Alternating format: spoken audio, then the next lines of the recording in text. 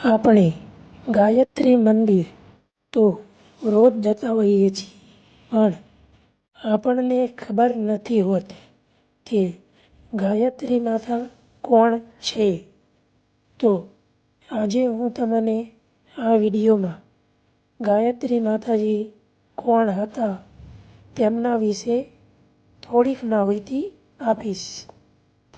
ગાયત્રી માતા એ આપણા વેદ માતા છે.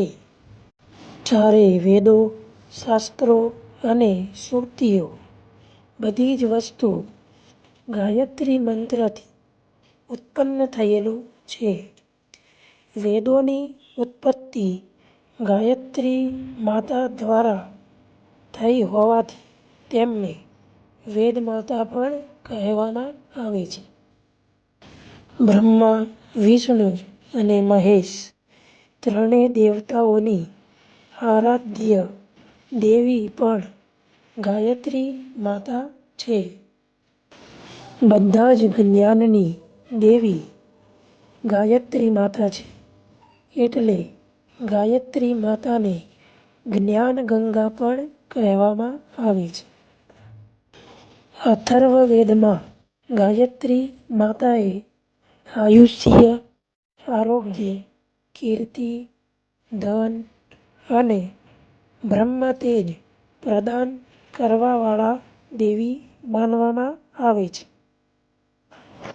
મહાભારતના રચયિતા વેદ વ્યાસ ગાયત્રીની મહિમામાં કહે છે કે જેમ ફૂલોમાં મધ, દૂધમાં ઘી ક્ષાર રૂપે રહે છે, તેમ બધા વેદોનો સાર એ ગાયત્રી માતા છે.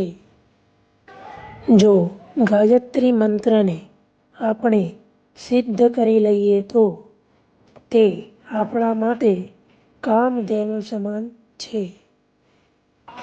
જેમ ગંગાજી આપણા શરીરના પાપોને ધોઈને મનને નિર્મળ બનાવે છે, એમ ગાયત્રી રૂપી બ્રહ્મગંગા એ આપણા આત્માને પવિત્ર બનાવે છે.